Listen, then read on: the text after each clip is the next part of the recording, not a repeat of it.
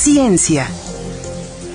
Joya de Serén, el extraordinario sitio precolombino de El Salvador, que fue cubierto por la erupción de un volcán, sigue intacto. Esta extraordinaria cápsula del tiempo preserva una aldea que fue habitada por una comunidad maya hace más de 1400 años. AFP tiene la información. El sitio arqueológico Joya de Serén en El Salvador luce renovado para quienes buscan conocer la forma de vida de esta aldea maya, declarada Patrimonio de la Humanidad desde 1993. La vida doméstica de un pueblo maya, del Clásico Tardío, que fue sepultado por una erupción volcánica y que gracias a esta se conservó de una manera excepcional. Entonces nosotros podemos tener rasgos intactos de ese momento, es como una cápsula del tiempo. El lugar fue descubierto en 1976 y convertido en museo arqueológico. Estuvo protegido con un techo provisional por varios años, insuficiente para evitar su deterioro. Ahora es posible observar las estructuras en todo su esplendor con un proyecto de remodelación que además ofrece información en varios idiomas y en braille. La inversión en estas obras fue de $1.300.000.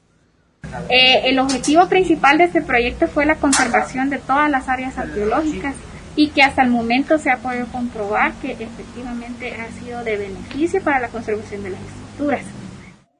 Los habitantes de la aldea maya vivían de forma bien organizada al tener un dormitorio, una bodega, una cocina y una estructura de uso público para toda la comunidad. En que es un sitio único que no lo vamos a encontrar en ninguna parte de todo Mesoamérica.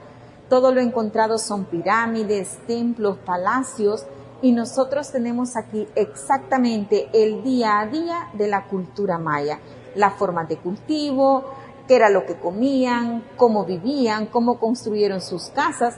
Entonces, esa es la gran importancia que tiene el sitio. Tras la remodelación, hay dos estructuras que ahora pueden apreciarse en su totalidad. El temazcal, un recinto que funcionaba como sauna para una purificación religiosa, y la casa de la chamana, destinada a la adivinación.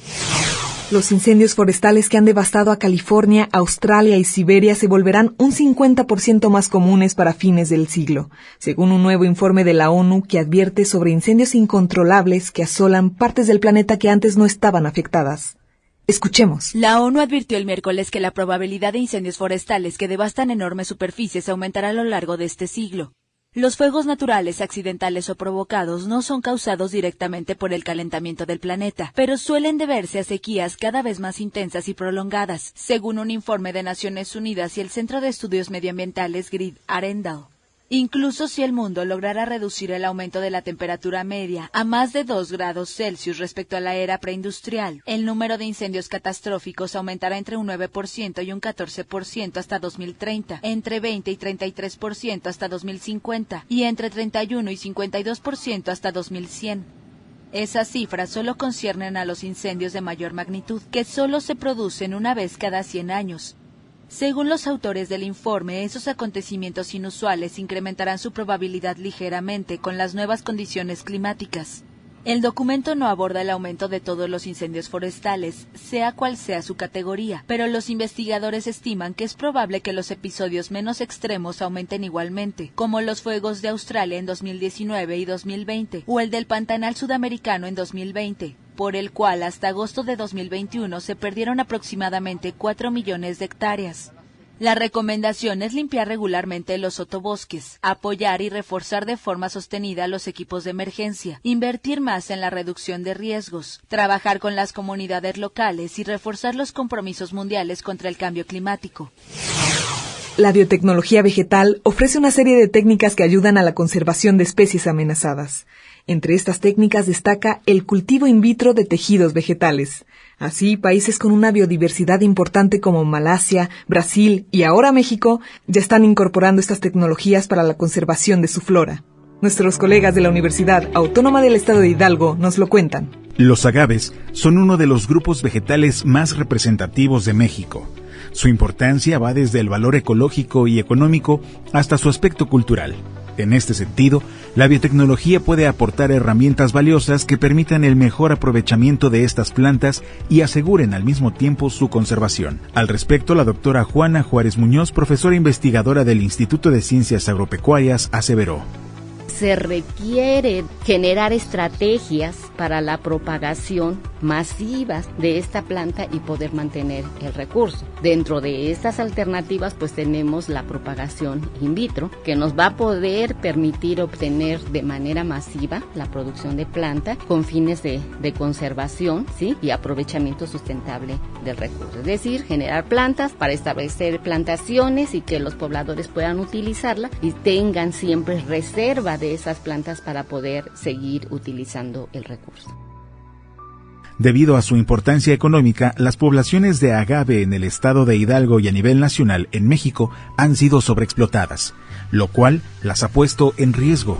Aunado a ello, su largo ciclo reproductivo es otro factor que compromete su aprovechamiento, ya que se requieren de 7 a 9 años para que el agave llegue a su etapa de madurez. Por lo anterior, la investigadora destacó la importancia de su propagación in vitro, para asegurar plantas de calidad que posteriormente pues van a ser trasplantadas, ¿sí? en las zonas rurales. Y obviamente otro objetivo importante pues es proporcionar, ¿sí? el material necesario para que los productores puedan seguir aprovechando y mantener sus ingresos, ¿sí? con el uso de este material biológico. Esta alternativa prometedora deriva de la biotecnología. Ha demostrado un alto grado de factibilidad, de acuerdo con la doctora Juana Juárez Muñoz. La adaptación al suelo y al ambiente externo de las plántulas generadas in vitro ocurre sin problemas, siempre y cuando la transferencia se haga después de un proceso de adaptación paulatina.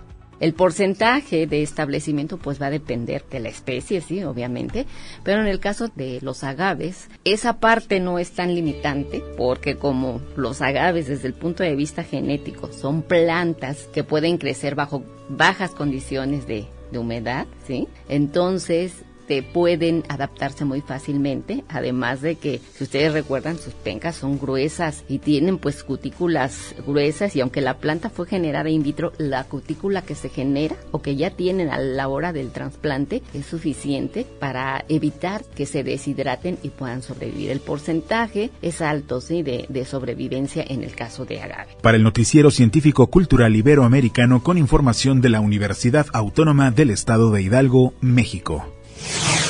El habano, considerado el mejor puro del mundo, constituye una parte importante de la economía de Cuba. Las estimaciones varían, pero anualmente se exportan puros por un valor aproximado de $500 millones, es decir, 1/4 parte de las exportaciones totales de la isla. Sin embargo, este año se ha reducido la siembra de tabaco por falta de fertilizantes. AFP nos comparte. Una tradición familiar. Desde que su bisabuelo empezó a cultivar la hoja de tabaco en los campos de Viñales, Yurisniel Cabrera, su padre y abuelo, siguen esta tradición para que Cuba pueda producir sus emblemáticos habanos. Pero este año la cosecha disminuirá por falta de fertilizantes. La participación de nosotros en el tabaco es cultivarlo, secarlo, hacer el proceso y vendérselo al gobierno. Como la mayoría de los agricultores de Pinar del Río, donde se produce el 65% del tabaco de Cuba, la familia de Yurisniel vende el 95% de su producción a una empresa estatal. Lo restante es para el autoconsumo. La empresa estatal Tabacuba, que compra toda la cosecha del país, determinará el precio según la calidad de la hoja. Cerca de Viñales, en la comunidad de San Juan y Martínez, Libán Aguiar sembró 50.000 matas de tabaco en esta temporada en la tierra que el Estado le da en usufructo. Aguiar expresa su preocupación por la carencia de químicos para la producción del tabaco, porque afectará el color y el tamaño de la hoja. El nitrato no entró, no hay nitrato para el tabaco. Nos dieron abono, bastante abono, pero el nitrato que lo lleva no lo tiene. Tuviese mejor todavía. Con el nitrato tuviese mejor tabaco todavía. Mejor color, más grande. De acuerdo con cifras oficiales, la extensión de hectáreas cultivadas de tabaco en toda la isla disminuyó desde cerca de 19.000 hectáreas sembradas en 2017 a 15.500 en 2020. En el mismo periodo, la cosecha cayó de casi 32.000 toneladas a 25.800, con un desplome de la economía del 11% en 2020 y una leve recuperación del 2% en 2021. Cuba enfrenta su peor crisis económica en casi 30 años y los productos de importación, como los fertilizantes, son cada vez más escasos. Esto fue Ciencia en NSC.